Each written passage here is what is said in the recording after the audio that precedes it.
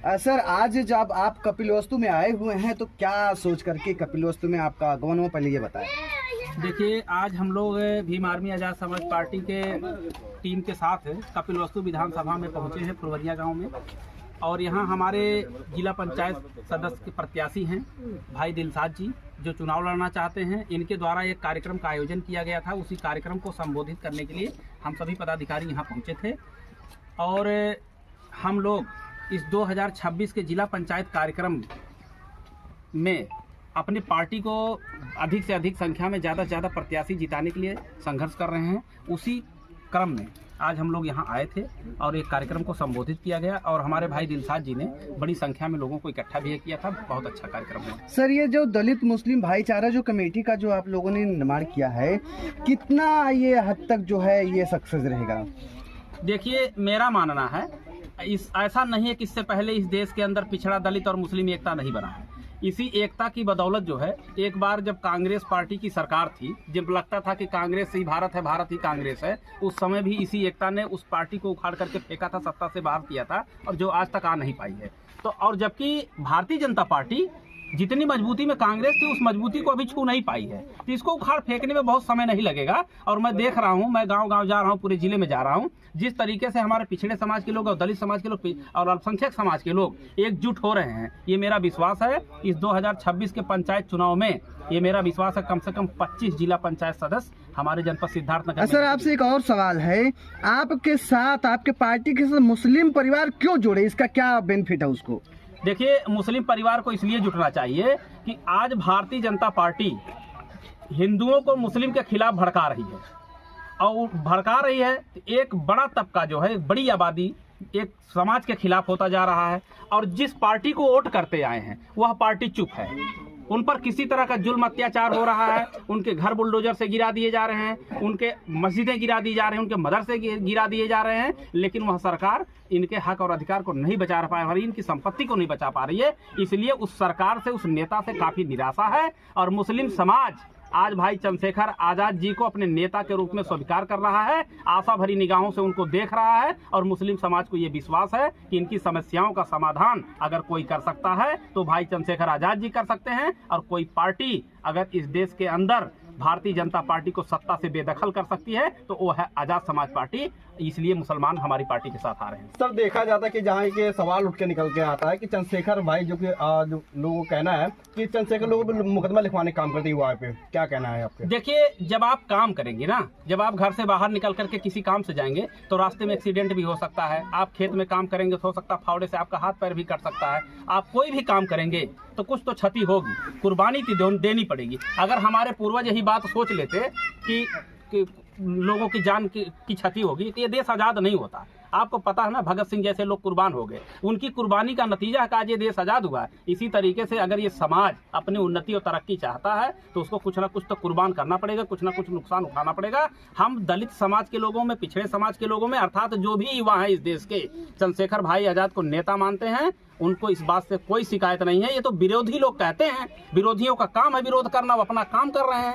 इस बात से हम जो चंद्रशेखर भाई के समर्थक हैं, जो उनके कार्यकर्ता हैं, उनको इस बात से कोई लेना देना नहीं है। हम लोग संघर्ष करने के लिए तैयार हैं, अपना कुर्बान करने के लिए तैयार हैं, अपना नुकसान उठाने के लिए तैयार हैं, क्योंकि हमें इस देश के अंदर शासक बनना है। हम लोग बाबा साहब डॉक्टर भीमराव अम्बेडकर को मानने वाले लोग हैं। उन्होंने कहा था कि सत्ता वह मास्टर चाबी है जिससे आपके मुक्ति और उत्थान के सारे रास्ते खुलेंगे। हम उस पर अमल कर रहे हैं, इसलिए संघर्ष कर रहे हैं। हमें विरोधियों की बात नहीं जाना। सर, आप जो है विधानसभा की दावेदारी कर रहे हैं कपिलवस्तु से, तो किन मुद्दों को लेकर के अपने जो है विधानसभा में जाएंगे? और पिछले जो भी रहे विधानसभा जो रहे, वो क्या काम नहीं कर पाए जो आप पूरा करने के लिए आ रहे हैं?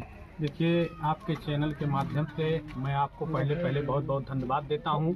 और मैं अपने नेता एडवोकेट भाई चंद्रशेखर आज़ाद जी को बहुत बहुत धन्यवाद देता हूं कि जो भाई चंद्रशेखर आज़ाद जी ने हम छोटे से जैसे कार्यकर्ताओं को आगे बढ़ाने के लिए और जिम्मेदारी दी है कि आप अपने तन मन धन से कपिल बस विधानसभा में जाकर के तैयारी करो।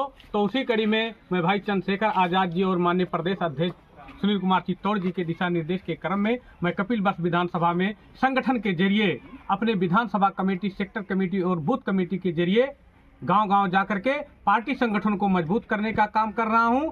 और जैसा कि पता है सारी दुनिया को कि हम लोग बाबा साहब और मानवर कांशीराम साहब के मानने वाले हम लोग समता मूलक समाज की स्थापना करना चाहते हैं और सभी समाज को साथ लेकर के चलने का काम करेंगे। और जो हमारे कपिलवस्तु विधानसभा के अंतर्गत जो भी जनप्रतिनिधियों के द्वारा ये खाई खोदा गया, उस खाई को खत्म करेंगे, भाईचारे के खाई को खत्म करेंगे। और जो यहाँ का पूर्ण रूप से जो ये कपिलवस्तु विधानसभा 3 भागों में बांटा गया है, एक शहरी क्षेत्र पड़ता है, एक जो है कृषि योग्य क्षेत्र पड़ता है और ज्यादा मात्रा में 30 से 40% जो हमारा ये विधानसभा कपिलवस्तु उसका और जोगिया बलाक जो है बाढ़ ग्रस्त क्षेत्र है, उसके लिए जो अभी तक जिन जनप्रतिनिधियों ने कोई काम नहीं किया है कछार बेल्ट के लिए, अगर ये अवसर हमको यहाँ कपिलवस्तु विधानसभा की जनता के द्वारा मिला गया तो हम तीनों प्लेटफार्म को इकट्ठा करके जहां जो आवश्यकता होगी उस आवश्यकता को पूरा करने के उपरांत यहाँ भाईचारे के ला करके यहाँ काम करने का काम करेंगे। सर पहले तो आप अपना परिचय दीजिए हमारे दर्शकों को। सबसे पहले आपके चैनल के माध्यम से आप लोगों को मैं धन्यवाद देता हूं, क्योंकि ये जो पार्टी है आज़ाद समाज पार्टी भीम आर्मी, कुछ जो मनुवादी सोच के पत्रकार हैं वो तो हम लोग की बाइट लेना पसंद नहीं करते हैं, क्योंकि सोशल मीडिया का ज़माना है। तो आप सभी को धन्यवाद। और मेरा परिचय, मैं भीम आर्मी भारत एकता मिशन का जिला अध्यक्ष हूँ। मेरा नाम जितेंद्र कुमार उर्फ जीतू प्रधान है। ये जो आज आप लोग गांव-गांव जा करके लोगों को जागरूक कर रहे हैं, लोगों को जोड़ने का काम कर रहे हैं, किन हद तक लगता है कि आप लोग इसको सफल बना पाएंगे? देखिए, मुझे जो हमारे नेता का जो दिशा निर्देश है, वैसे पूरे भारत देश में सभी को मालूम है कि आज दलितों की आवाज़ अगर कोई उठाने वाला है तो बड़े भाई चंद्रशेखर आज़ाद हैं। और कहने के लिए तो तमाम लोग कहते हैं, लेकिन अगर दलितों पे अत्याचार होता है, अल्पसंख्यकों पे अत्याचार होता है, बहुजनों पे अत्याचार होता है, तो हमारी टीम भीम आर्मी आज़ाद समाज पार्टी वहाँ पहुँचती है और न्याय दिलाने का काम करती है। और आज जिस हिसाब से सर आप लोग गांव-गांव में जा करके युवाओं को, बुजुर्गों को, बच्चों को जोड़ रहे हैं, लेकिन चंद्रशेखर भाई का एक वीडियो सामने आया था, उन्होंने कार्यक्रम में आए हुए युवाओं से अपील किया कि आप लोग कार्यक्रम में ना आइए, झंडा डंडा ना उठाइए, आप लोग स्कूल जाइए, वहाँ से आपका भलाई हो। क्या कहेंगे सर इसको लेके? देखिए सर, जो विपक्ष के लोग ये कहते हैं कि बड़े भाई चंद्रशेखर आज़ाद लोगों पे, युवाओं पे मुकदमा करवा देते हैं, तो मैं कहना चाहता हूं कि एक बाइक जो चंद्रशेखर जी का आया था, उन्होंने साफ कहा कि जो 18 से कम उम्र के बच्चे हैं उनसे उन्होंने निवेदन कहा कि तुम हमारे भीड़ की संख्या में हिस्सा मत लो, पहले आप अपने शिक्षा पे देखो। तो इससे साफ दिखता है कि हमारे बड़े भाई चंद्रशेखर आज़ाद जी जो भीम आर्मी आज़ाद समाज पार्टी के संस्थापक और राष्ट्रीय अध्यक्ष हैं, उनका सोच कैसा है। जो ब्लेम उन पे लगाया जाता, फर्जी ब्लेम लगाया जाता है कि वो मुकदमा करवाने का प्रयास करते हैं, उनका हमेशा यही सोच है कि जब तक हमारा समाज शिक्षित नहीं होगा, हमारे जो युवा साथी हैं शिक्षित नहीं होंगे, पढ़ लिख कर आगे नहीं आएंगे, तब तक हम उनके समाज का उत्थान बिल्कुल नहीं हो सकता है। भैया पहले तो आप अपना परिचय बताएं हमारे दर्शकों को।